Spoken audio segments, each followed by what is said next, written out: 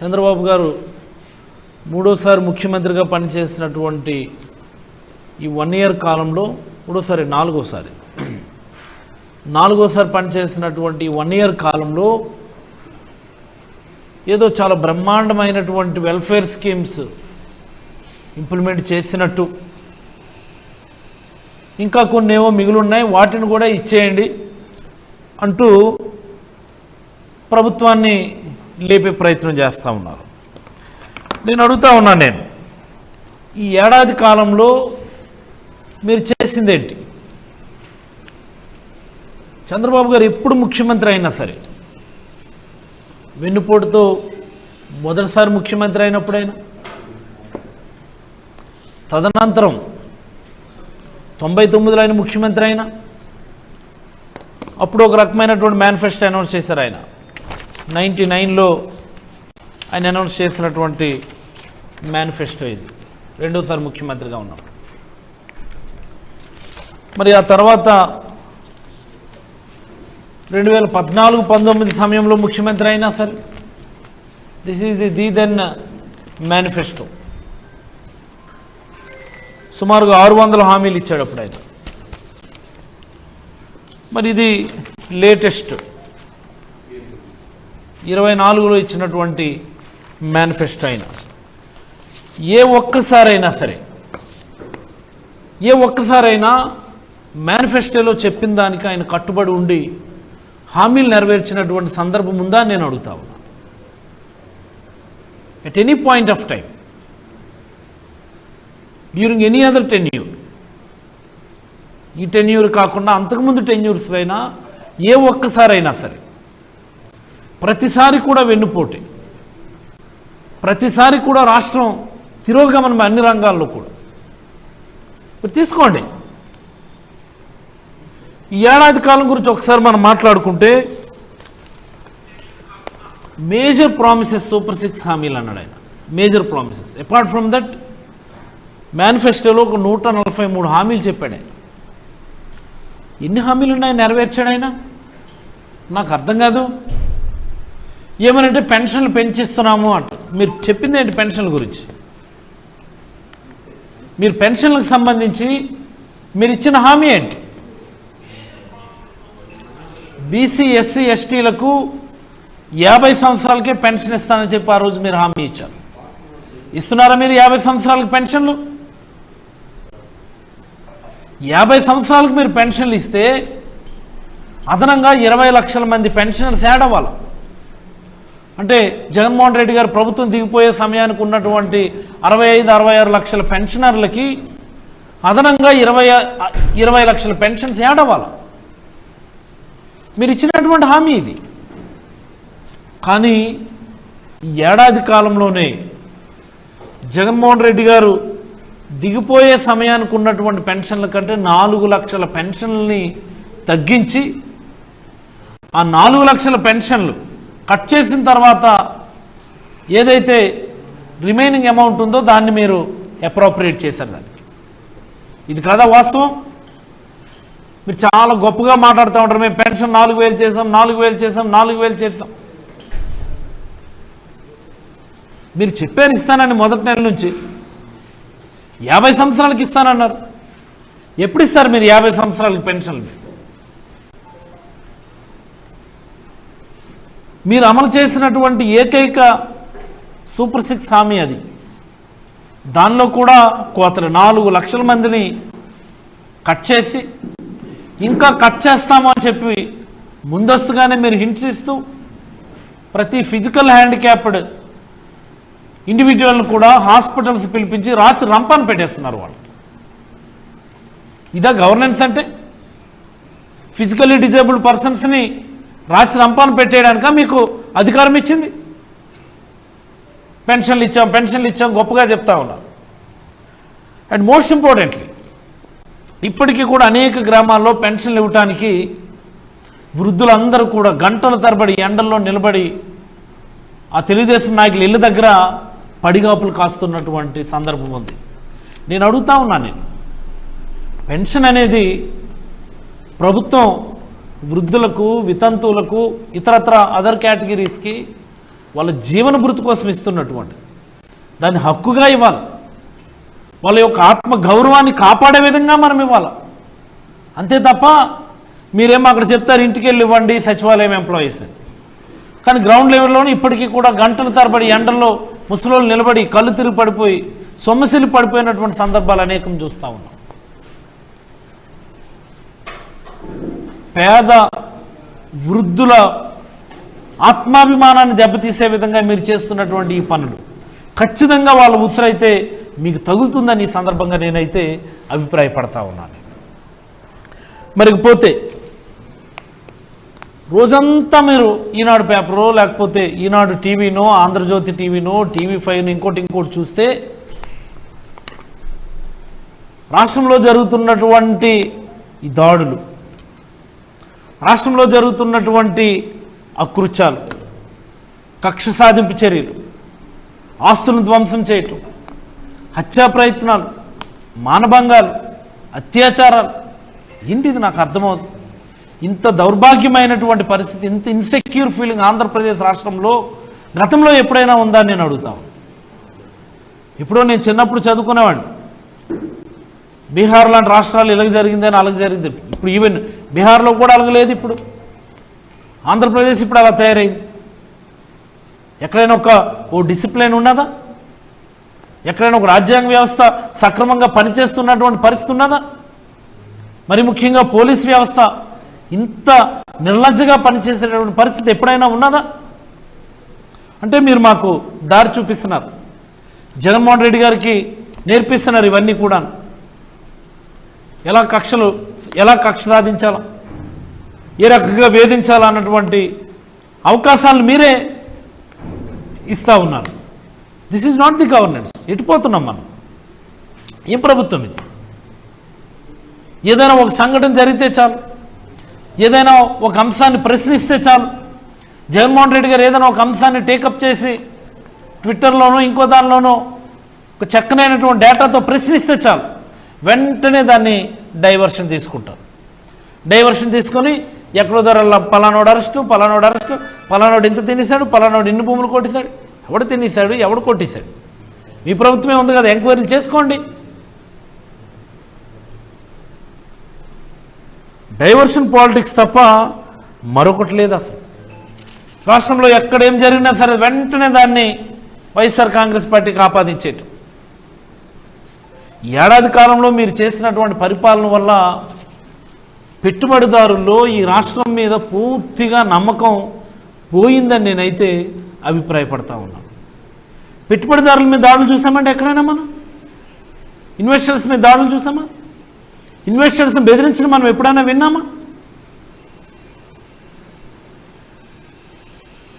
పారిశ్రామికవేత్తల వెహికల్స్ని, లారీలని, లేకపోతే లాజిస్టిక్స్కి సంబంధించినటువంటి ఆ ఇష్యూస్లో ఎప్పుడైనా ఏ పొలిటికల్ పార్టీ అయినా ఏ ప్రభుత్వం అయినా సరే ఇంటర్ఫీర్ అయినటువంటి సందర్భాలు మనం చూసామా? మనం ఏంటిది నాకు అర్థమవుతుంది.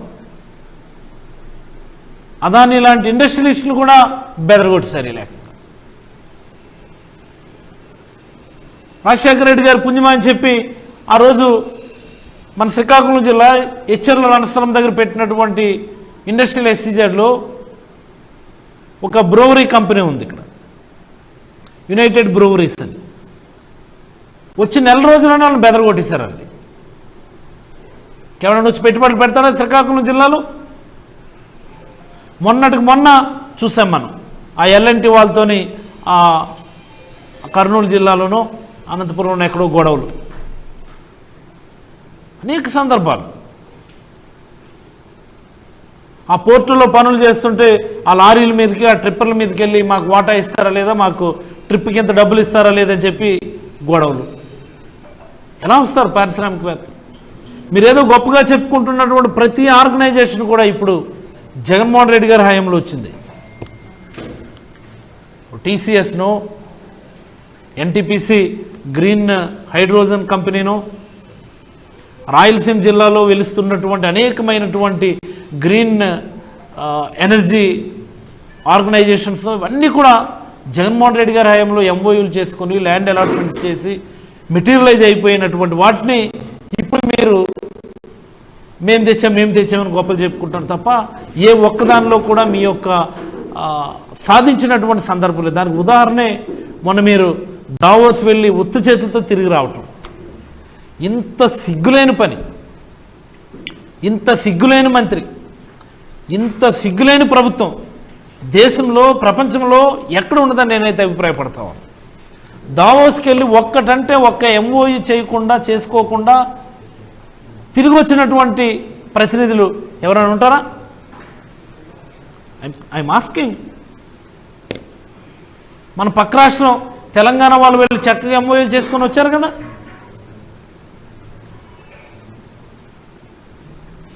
ఎలా వస్తారు పెట్టుబడిదారులు? ఈ 1 yearలో మీరు చేసింది పెట్టుబడిదారులు బెదిరించడం, పారిశ్రామికవేత్తలను వేధించడం, రాజకీయ కక్షలు, రాజకీయ హత్యలు, రాజకీయ మానభంగాలు, డైవర్షన్ పాలిటిక్సే తప్ప మరొకటి కాదు. అసలు ఏమిచ్చారండి నాకు అర్థం కాదు. పెన్షన్ల గురించి ఆల్రెడీ చెప్పుకున్నాం మనం. దీపం పథకం దీపం 2 ఇంప్లిమెంట్ చేసామంటారు. నాకు అర్థం కాదు. దీపం 2 అసలు దీపంకి మన రాష్ట్రంలో ఎన్ని కనెక్షన్లు ఉన్నాయి? 1,59,00,000 అంటే 1,60,00,000 కనెక్షన్లు ఉన్నాయి. ఈ 1,60,00,000 కనెక్షన్లకి 3 సిలిండర్లు చొప్పున సంవత్సరానికి ఫ్రీగా ఇవ్వాలి అంటే సుమారుగా 4,000 కోట్లు అవసరం. మీరు అలాట్ చేసింది ఎంతండి మొన్నటి బడ్జెట్లో? సుమారుగా ఒక 860 కోట్లు ఎంత అలాట్ చేశారు. మేము దీపం 2 పథకం అందరికీ 3 పథకాలు 3 సిలిండర్లు ఫ్రీగా ఇచ్చేస్తున్నామని చెప్తే ఎవరికి వస్తుందో ఎవరికన్నా తెలుసా? ఒకవేళ రాకపోతే ఎవరిని అడగాలో ఈ రాష్ట్రంలో ప్రజలకు తెలుసా? ఇక్కడే ఉన్నారు మా మహిళా జర్నలిస్ట్ ఒక ఆవిడని అడగండి, మీకు చెప్తారా ఆవిడ? మీకు ఫ్రీగా గ్యాస్ బండ్ వచ్చిందా లేదా? ఒకవేళ రాకపోతే మీరు ఎవరిని అడగాలో మీకు తెలుసా? ఎవరికన్నా అది మనం రిప్రజెంట్ చేయడానికి అవకాశం ఉందా అనేది? అది ఒక స్కీమా? 4,000 కోట్లు అవసరమైన దగ్గర 869 కోట్లు మీరు అలాట్ చేసి మేము బ్రహ్మాండంగా దీపం పథకం ఇంప్లిమెంట్ చేస్తామని చెప్తే అది పథకం ఇచ్చినట్ట? 50 సంవత్సరాలకి ఇవ్వాల్సినటువంటి పెన్షన్ని ఇవ్వకుండా 4 లక్షల మందికి పెన్షన్లు కట్ చేసేస్తే పెన్షన్ల పథకం మీరు బ్రహ్మాండంగా ఇంప్లిమెంట్ చేసినట్ట? ఆడబిడ్డ నిధి అని గొప్పగా చెప్పారు చంద్రబాబు గారు. నెలకు 1,500 చొప్పున ఇచ్చేస్తాం 18 సంవత్సరాలు దాటితే 60 సంవత్సరాల లోపల అని చెప్పి. ఎంతమందికి ఇచ్చారు మీరు నెలకు 1,500? ఎంతమందికి ఇచ్చారు మీరు? సుమారుగా 1,80,00,000 మంది ఉంటారు ఈ 18 నుంచి 59 సంవత్సరాల మధ్యలో. పోనీ 18 నుంచి 50 సంవత్సరాలు అనుకుంటే 1,50,00,000 మంది ఉంటారు.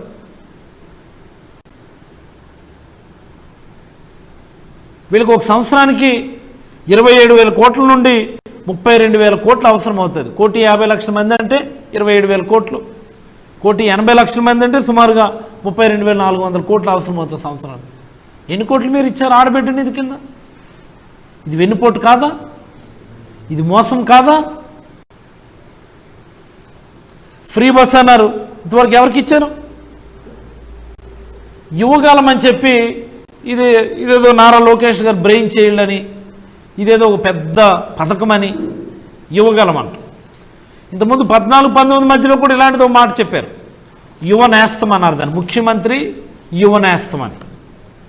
ఏంటో ముఖ్యమంత్రి యువ నేస్తం అంటే నిరుద్యోగులకు అప్పుడు 2,000 రూపాయలు నిరుద్యోగ భృతి ఇస్తానన్నారు, ఇవ్వలేదు. వెన్నుపోటు. అది వెన్నుపోటు 1, ఇది వెన్నుపోటు 2. యువనేస్తం అంటే మళ్ళీ అది పాత అనుభవాలు గుర్తొస్తాయని చెప్పి ఈసారి పేరు మార్చి యువగలం అన్నారు. ఇది మరింత వెన్నుపోటు. ఇది 20 లక్షల మందికి ఉద్యోగాలు ఇస్తానన్నారు, ఇచ్చారా? ఎన్ని ఉద్యోగాలు ఇచ్చారు? నిరుద్యోగ భృతి ఇస్తానన్నారు 3,000 చొప్పున, ఇంప్లిమెంట్ చేస్తున్నారా? ఎవరికి వస్తుంది నిరుద్యోగ భృతి? ఇది వెన్నుపోటు కాదా? మేము వెన్నుపోటు దినం చేస్తేనేమో ఇంతకంటే బ్రహ్మాండంగా ఏ ప్రభుత్వం చేస్తుంది, మేము బ్రహ్మాండంగా అన్ని పథకాలు అన్ని సంక్షేమ పథకాలు అంటే ఏమి ఇచ్చారో చెప్పంటే ఒక్కడు చెప్పడు. ఈనాడు వారు మాత్రం ఎలివేషన్లు, ఇచ్చింది సరే, మిగిలింది ఎప్పుడు? ఏమి ఇచ్చారండి? అండ్ మోస్ట్ ఇంపార్టెంట్లీ అత్యంత బాధాకరమైనటువంటి విషయం తల్లికి వందనం. అమ్మఒడి దాన్ని పేరు మార్చుకున్నారు తల్లికి వందనం అని. ఎంత పాపమండి! చదువుకునే పిల్లలు, చిన్న పిల్లలు మోసం చేసినటువంటి నాయకులు ఈ ప్రపంచంలో ఎవరు ఉండరు అసలు. ఆ రోజు మేము చెప్పాము అమ్మఒడి బడికి పంపిస్తే ప్రతి అమ్మ ఖాతాలో వేస్తామని. ఎస్, మేము చెప్పింది అది. ఈరోజు మీరు ప్రతి పిల్లోడికి ఇస్తానన్నారు. మీరు సుమారుగా 87 లక్షల మంది పిల్లకాయలు ఉన్నారు మన రాష్ట్రంలో చదువుకునే పిల్లలు. సంవత్సరానికి 15,000 చొప్పున. ఎంతమంది పిల్లలకి వేశారు? ఎప్పుడేశారు? మరి 24, 25 ఎగ్గొట్టేస్తారా? ఇప్పుడు ఈ 1 ఇయర్ ఎగ్గొట్టేస్తారు. లాస్ట్ ఇయర్ ఎన్నికల సంవత్సరం కాబట్టి అప్పుడు కూడా అది కూడా ఎగ్గొట్టేస్తారు. అంటే మీకు ఇచ్చినటువంటి 5 ఏళ్లలో 2 ఏళ్ళు మీరు ఎగ్గొట్టేస్తారా? 3 ఏళ్ళు ఇవ్వగలిగే అవకాశం ఉంది మీకు, అంతే. అది ఇస్తారో లేదో తెలియదు, కానీ మీరు చేసినటువంటి పరిపాలన వల్ల ఇది రాష్ట్ర ప్రజలందరూ కూడా గమనించాలి. ఈ రాష్ట్రంలో బడికి పంపిస్తున్నటువంటి ప్రతి తల్లిదండ్రులు కూడా ఇది గమనించాలి. చంద్రబాబు గారికి ఇచ్చినటువంటి 5 ఏళ్లలో మొన్న జూన్లో డిపాజిట్ కావాల్సినటువంటి అమ్మఒడి డబ్బుల్ని ఆయన ఎగ్గొట్టేశారు. 24, 25కి సంబంధించి ఇప్పుడు ఏదో ఇస్తాము అని అంటున్నారు. ఎలా ఇస్తారు, ఎంతమందికి ఇస్తారు అన్నటువంటి వివరాలు ఇంకా మనకు తెలియదు. ఇంకా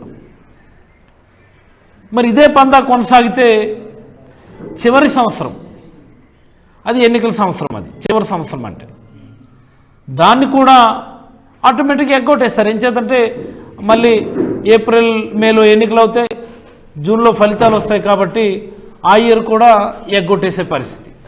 అంటే మీకు ఇచ్చినటువంటి 5 ఏళ్ల కాలానికి 2 ఏళ్ళు టెక్నికల్గా ఎగ్గొట్టేసి 3 ఏళ్ళు ఇవ్వగలిగేటటువంటి సమయాన్ని మీ చేతిలో ఉంచుకున్నారు.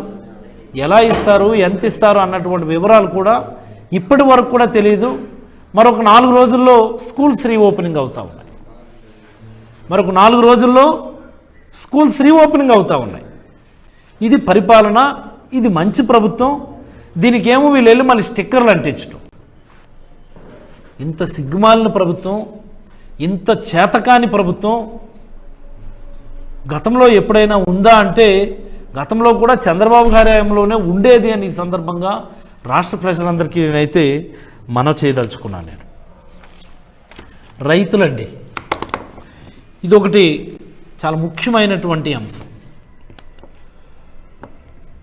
1924 మధ్యలో చంద్రబాబు గారు ఆయన వచ్చిన అసెంబ్లీకి వచ్చిన ఒక 2-3 సంవత్సరాలు ప్రతిసారి ఓ మాట చెప్పేవారు. ఎవ్రీ ఇయర్ బడ్జెట్ సమయంలో ఆయన మాట్లాడేవాడు. ఆయన మీరు రైతు భరోసా కింద 12,500 ఇస్తానన్నారు, కేంద్ర ప్రభుత్వం ఇచ్చినటువంటి 4,000, 6,000 కల్పిస్తున్నారు, దానికి దీనికి మీరు లింక్ పెట్టొద్దు, కేంద్ర ప్రభుత్వం ఇచ్చే 4,000, 6,000 వాళ్ళని ఇవ్వమనండి, మీరు ఇస్తానన్న 12,500 మీరు వేరేగా ఇవ్వండి అని చెప్పి ఆయన డిమాండ్ చేసేవారు. ఆయన అసెంబ్లీలో మీరు తీసుకొని చూడండి, ఒకసారి వీడియోస్ ఉంటాయి యూట్యూబ్లో. మరి ఈయన ప్రభుత్వంకి వచ్చేసరికి కేంద్ర ప్రభుత్వం ఇచ్చే PM కిసాన్ 6,000 మాత్రం కలిపేస్తారట ఇందులో.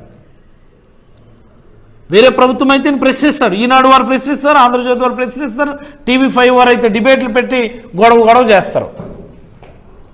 వీళ్ళ ప్రభుత్వం అయితే నిమ్మకు నీరెత్తినట్టు కామ్గా ఉంటారు. ఆ PM కిసాన్ డబ్బులతో కలిపిస్తానన్నారు. మరి పోనీ అదైనా ఇచ్చారా? ఏడాది అయిపోయింది కదా ఇప్పటికీ. 6,000 ప్లస్ 20,000 అంటే 26,000 ఇవ్వాలి మీరు. ఆ 20,000 మాకు ఎవరికి రాలేదు ఇప్పటి వరకు. రైతు భరోసా డబ్బులు ఇప్పటి వరకు మాకు ఎవరికి రాలా.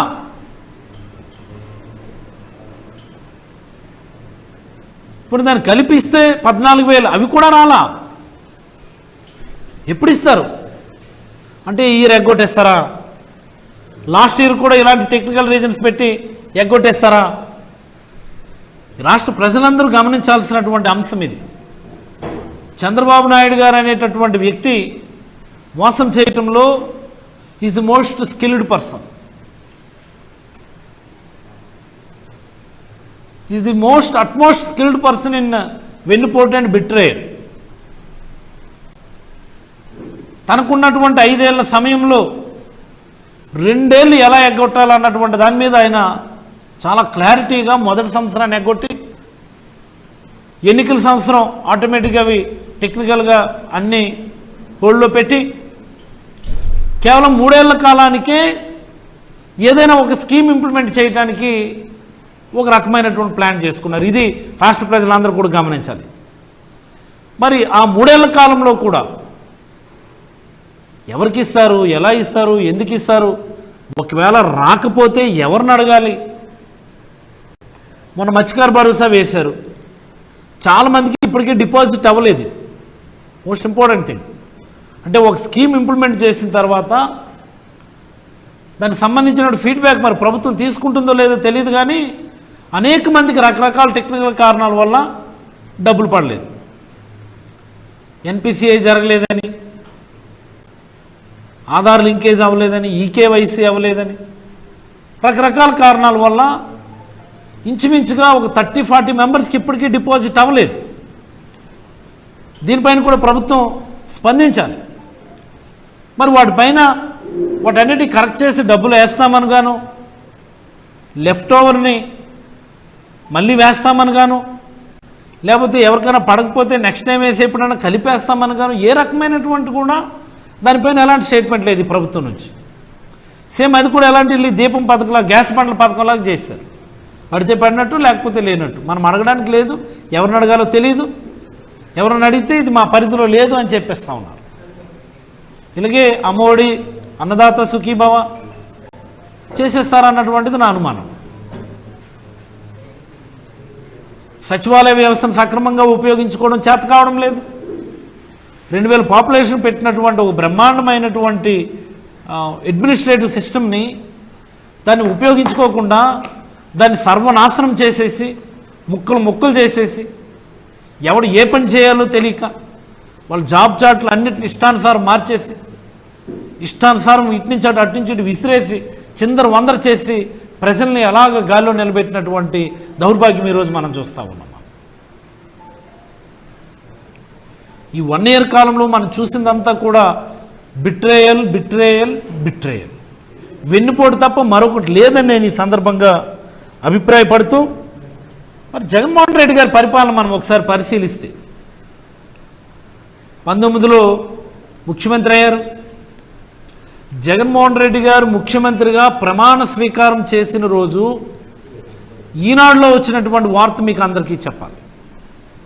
2019 మే 30వ తేదీ జగన్మోహన్ రెడ్డి గారు ప్రమాణ స్వీకారం చేసిన రోజు.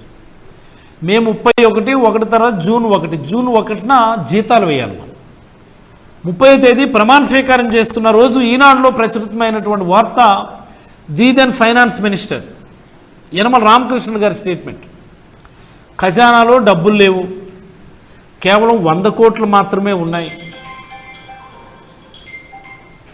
చేయగలిగేంత అప్పులన్నీ మేమే చేసాము, మరి రాష్ట్రానికి అప్పులు ఇచ్చేవాళ్ళు ఎవరు లేరు, వీళ్ళు జీతాలు ఎలా ఇస్తారు అన్నటువంటి స్టేట్మెంట్తో మొదలైంది మా పరిపాలన. మే 30, 2019. అలాంటి పరిస్థితిలో కూడా జూన్ 1వ తేదీకే జీతాలు ఇచ్చి పెన్షన్లు ఇచ్చినటువంటి ఘనత జగన్మోహన్ రెడ్డి గారు. ఆయన మొదటి సంవత్సరంలోనే 19-20 మధ్యలో మేము ఇంప్లిమెంట్ చేసినటువంటి పథకాలు మీకు ఒకసారి చెప్పాలి. మేము ఇచ్చిన నవరత్నాల పథకాలన్నింటినీ కూడా మొదటి సంవత్సరంలోనే మేము ఇంప్లిమెంట్ చేస్తాం.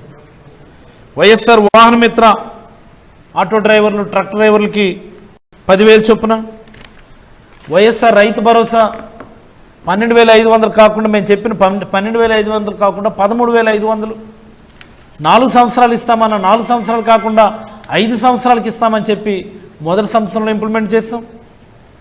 పెంచినటువంటి పెన్షన్, ఇచ్చినటువంటి మాట ప్రకారం పెంచినటువంటి పెన్షన్లు, వైఎస్ఆర్ 0 వడ్డీ, లానేస్తాం, వైఎస్ఆర్ నేతన్న నేస్తాం, అమ్మ ఒడి, వైఎస్ఆర్ ఆరోగ్యశ్రీ, ఆరోగ్య ఆసరా, వైఎస్ఆర్ కంటి వెలుగు, జగనన్న వసతి దీవెన, జగనన్న విద్యా దీవెన, విదేశీ విద్యా దీవెన, జగనన్న చేదోడు, కాపు నేస్తం, మత్స్యకార భరోసా, వీటన్నిటినీ కూడా మొదటి సంవత్సరంలోనే మేమైతే ఇంప్లిమెంట్ చేయగలిగాం. మేము అన్నిటినీ కూడా మొదటి సంవత్సరంలోనే. మరి మీరెందుకు చేయలేకపోతున్నారు? మొదటి సంవత్సరంలో లబ్ధిదారుల సంఖ్య మనం ఒకసారి చూసుకుంటే సుమారుగా 3,54,00,000 పైబడి లబ్ధిదారులకి, 3,54,77,428 మంది లబ్ధిదారులకి, 3.5 కోట్ల పైబడి లబ్ధిదారులకి మొదటి సంవత్సరంలోనే 36,361 కోట్ల రూపాయలు నేరుగా లబ్ధి చేకూర్చామన్నమాట. ఇందులో అత్యధికంగా బీసీలే ఉన్నారు, 1,76,00,000 మంది. తర్వాత ఎస్సీలు ఒక 62 లక్షల మంది ఉన్నారు, ఎస్టీలు 18.5 లక్షల మంది ఉన్నారు, మైనారిటీలో 18.5 లక్షల మంది ఉన్నారు, రెస్ట్ ఆఫ్ ఇతరులు ఒక 76 లక్షల వరకు ఉన్నారు. లబ్ధిదారులుగా బెనిఫిషరీస్ డేటా ప్రతి ఒక్కరి ఆధార్ కార్డుతో సహా మేము ఇవ్వగలం. మేము ఈరోజు ఈ 3,54,00,000 పైబడి లబ్ధిదారుల యొక్క ప్రతి ఒక్కరు ఆధార్ కార్డుతో సహా మేము పబ్లిష్ చేయగలం. ఇదిగో పలానోడికి ఇచ్చాం, ఇంత ఇచ్చాం, ఈ ఫ్యామిలీకి ఈ సంవత్సరంలో ఎంత ఇచ్చామని మేము ఆధార్ కార్డు ఇంటి నెంబర్తో సహా మేము చెప్పగలము. మీరు కనీసం మీరు ఇంప్లిమెంట్ చేసిన గ్యాస్ బండ్ల పథకం ఎంతమందికి ఇచ్చారో చెప్పలేనటువంటి దౌర్భాగ్యం ఇది. మీరు గొప్పగా ఇంప్లిమెంట్ చేస్తున్నారనుకున్నటువంటి గ్యాస్ బండ్ల పథకంలోనే ఎంతమందికి ఇచ్చారో చెప్పలేనటువంటి దౌర్భాగ్యం మీదైతే ఈ 3.5 కోట్ల మంది పైబడి ప్రతి ఒక్కరి ఆధార్ కార్డు కూడా చెప్పగలిగేటటువంటి క్యాపబిలిటీ జగన్మోహన్ రెడ్డి గారిదని ఈ సందర్భంగా మీకు అందరికీ మనం చేస్తా ఉన్నాం. ఇక్కడ మనం ఒక మాట మాట్లాడుకోవాలి. చాలామంది గ్రామాలు ఏంటి ఈ పేపర్లో రాసేయటం వల్ల, ఈనాడులోనూ ఆంధ్రజ్యోతిలో ఇష్టానుసారం రాసేయటం వల్ల జగన్మోహన్ రెడ్డి గారు సంక్షేమ పథకాలు ఇంప్లిమెంట్ చేశారు, అభివృద్ధి ఏం జరగలేదు అనేక సార్లు రాస్తుంటారు, ఇదే మాట రాస్తుంటారు. ఇది అత్యంత బాధాకరమైనటువంటి విషయం.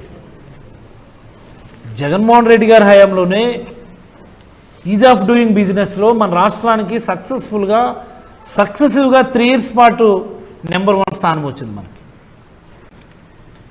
జగన్మోహన్ రెడ్డి గారి హయాంలోనే per year investments realised investments 23-24లో ఒక ఇయర్లోనే సుమారుగా 46,000 కోట్లు ఒక్క మన ఆంధ్రప్రదేశ్ అంటే ఇది దేశంలో వచ్చినటువంటి టోటల్ ఇన్వెస్ట్మెంట్స్లో 22% ఇది. ఇండస్ట్రియల్ గ్రోత్లో టాప్ ప్లేస్లో ఉన్నాం, అగ్రికల్చరల్ గ్రోత్లో టాప్ ప్లేస్లో ఉన్నాం, జీడిపి బ్రహ్మాండమైనటువంటి గ్రోత్ రేట్ చూపించాం మనం. మొన్న ఎప్పుడో రాశారు టీడీపీ అధికారిక పత్రికల్లోనూ వాళ్ళ ఛానల్లోనూ 24-25కి జీడిపి గ్రోత్ రేట్ చాలా బ్రహ్మాండంగా ఉంది అని. ఏంటుండేది నాకు అర్థం కాదు. డిక్లైన్ 24-25 సంవత్సరానికి గాను జీడిపి గ్రోత్ రేట్ సుమారుగా 22% తగ్గిపోయిందని ఈ సందర్భంగా మీకు అందరికీ మనవి చేస్తూ ఉన్నాను. మీరు తీసుకోండి, ఇయర్ 24-25కి సంబంధించి స్టేట్ గవర్నమెంట్కి సంబంధించినటువంటి జిఎస్టీ రెవెన్యూ 2,652 కోట్లు వచ్చింది. మరి ఇదే ఇయర్ గాను 23-24కి 3,499 కోట్లు వచ్చింది. అంటే అప్పుడు ఉన్నటువంటి ఆదాయంలో ఇప్పుడు ఆదాయం సుమారుగా 24% తగ్గిపోయింది అన్నటువంటిది చాలా స్పష్టం. అనేక సందర్భాల్లో చంద్రబాబు గారు మాట్లాడుతూ ఉంటారు, జగన్మోహన్ రెడ్డి గారి హయాంలో ఆర్థిక విధ్వంసం జరిగిపోయింది, జగన్మోహన్ రెడ్డి గారి వల్ల స్టేట్ ఫైనాన్సెస్ బాగా దెబ్బతిన్నాయి, జగన్మోహన్ రెడ్డి గారి అడ్మినిస్ట్రేషన్ వల్ల రాష్ట్రానికి ఎవరు అప్పులు ఇచ్చే పరిస్థితి లేదని ప్రతిసారి చెప్తూ ఉంటారు చంద్రబాబు గారు.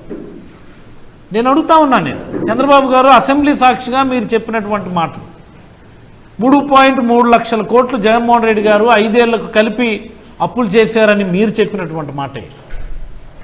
దానికి పాత అప్పులు కలిపితే అప్పుడు ఉన్నటువంటి 2.4 lakhs 2.5 lakhs అప్పులు కలిపితే సుమారుగా 5.7 లక్షల కోట్లు మన రాష్ట్రానికి ఉన్నటువంటి అప్పులు. ఇది మీరు బడ్జెట్ సమావేశాల్లో అధికారికంగా అసెంబ్లీ సమావేశంలో మీరు చెప్పింది. కానీ 1 year కాలంలో మీరు చేసిన అప్పులన్నీ 150,000 కోట్లు పైబడి అప్పులు తెచ్చారు కదా ఈ 1 yearలో. జగన్మోహన్ రెడ్డి గారు నిజంగా ఆర్థిక విధ్వంసం చేస్తుంటే ఇన్ని అప్పులు ఈ రాష్ట్రానికి ఎలా వచ్చాయి? జగన్మోహన్ రెడ్డి గారి హయాంలో ఫైనాన్షియల్ డిసిప్లిన్ లేకపోతే రాష్ట్రం యొక్క ఫైనాన్షియల్ క్యాపబిలిటీ ఫైనాన్షియల్ స్టేచరు దిగజారిపోతే 1 yearలోనే 150,000 కోట్లు మీకు ఎలా వచ్చాయి అప్పులు? ఇది ఆంధ్రప్రదేశ్ చరిత్రలోనే 1 yearలో అత్యధికంగా అప్పులు చేసినటువంటి ఇయర్ ఇది కాదా అని నేను అడుగుతా ఉన్నా. గతంలో 1 yearలోనే 150,000 కోట్లు అప్పులు చేసినటువంటి పరిస్థితి చరిత్ర గతంలో ఎప్పుడైనా మనకు ఉందా అని నేను అడుగుతా ఉన్నాను. ఇప్పుడు ఇన్ని అప్పులు చేసి మీరు ఏం చేశారు?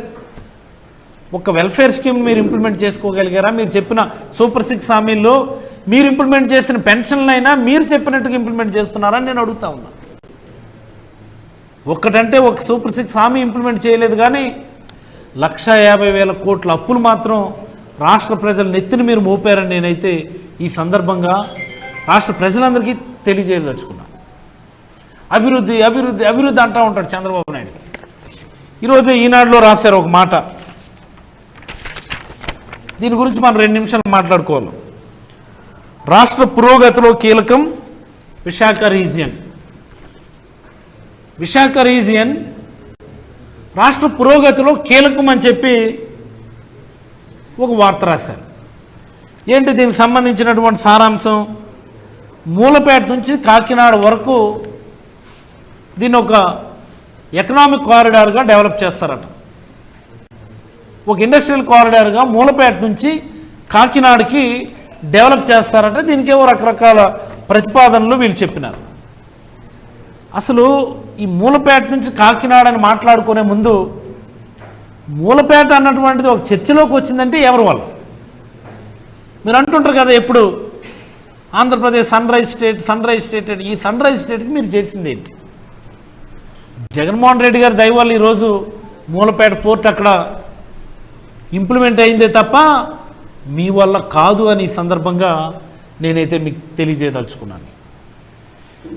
మూలపేట నుంచి కాకినాడ వరకు ఉన్నటువంటి పోర్టులు మనం ఒకసారి లెక్కేద్దాం. మనం మూలపేట పోర్టు జగన్మోహన్ రెడ్డి గారు కట్టిస్తున్నది. వైజాగ్లో ఉన్నటువంటి పోర్టు వైజాగ్ పోర్ట్ ట్రస్ట్, అది మన స్టేట్ గవర్నమెంట్ ప్రాపర్టీ కాదు, అది భారతదేశ ప్రాపర్టీ, దేశం యొక్క ప్రాపర్టీ. ఎప్పుడో గతంలో గవర్నమెంట్ ఆఫ్ ఇండియా కట్టినటువంటి పోర్ట్. గంగవరం పోర్ట్ ఉంది, ఎవరి హయాంలో అది కట్టారు? అది రాజశేఖర రెడ్డి గారి హయాంలో కట్టింది.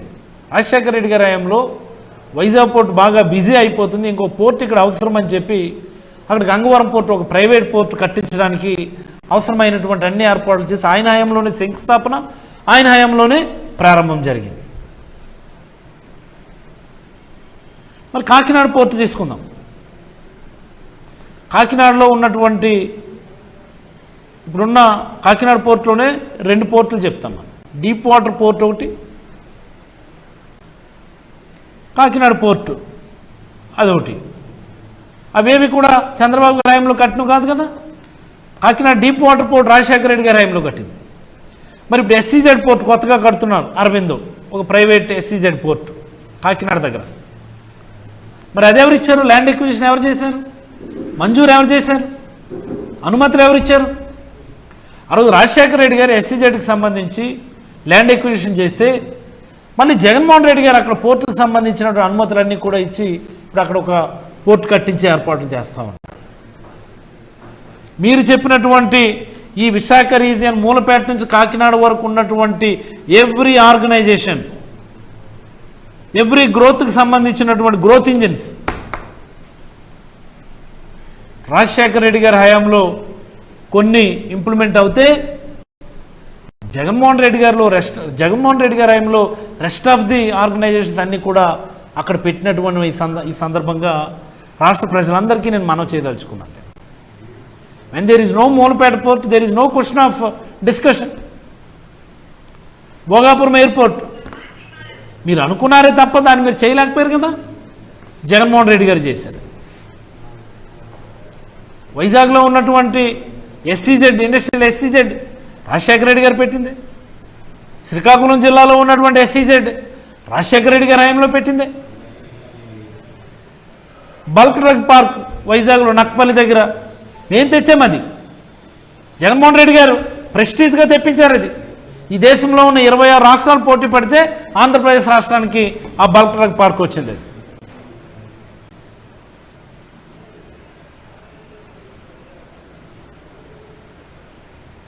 ఇన్ఫోసిస్, అదాని డేటా పార్క్ వైజాగ్కి ఇవన్నీ మేము తెచ్చినవే కదా. లుల్లు మాల్ తెచ్చారంటే అది గొప్పగా చెప్తారు. లుల్లు మాల్ ఏం నాకు అర్థమవుతుంది. దానికి బాబు లాంటి మాలు, ఇనార్బిట్ మాలు మనమే కట్టిస్తూ ఉన్నాం.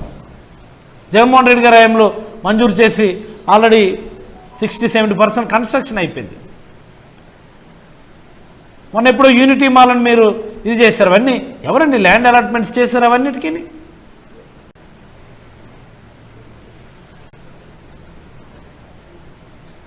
అసలు చాలా ఆశ్చర్యం అనిపిస్తుంది. అసలు కియా కియా కియా అనుకొని చెప్పి మాట్లాడతారు. కియాకి బాబు లాంటి ఆర్గనైజేషన్స్, కొన్ని వందల ఆర్గనైజేషన్స్ ఈ రాష్ట్రంలో జగన్మోహన్ రెడ్డి గారి హయాంలో వచ్చాయి.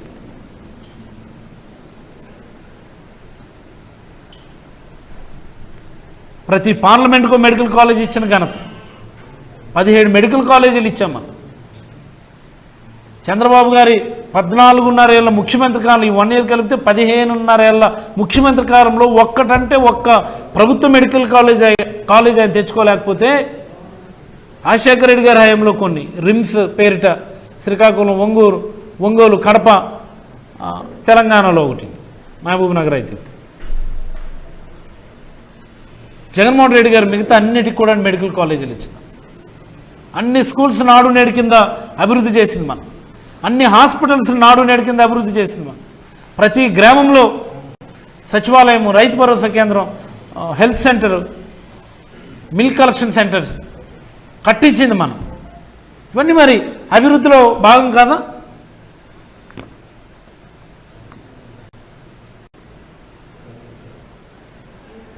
ఈ రాష్ట్రానికి ఒక దిశానిర్దేశం చేసింది జగన్మోహన్ రెడ్డి గారు. అన్ని రంగాల్లో కూడా పెట్టుబడుల పరంగా, ఇండస్ట్రీస్ పరంగా, అగ్రికల్చర్ పరంగా, ప్రజల జీవన ప్రమాణాలు పెరుగుదలలో తీసుకోండి.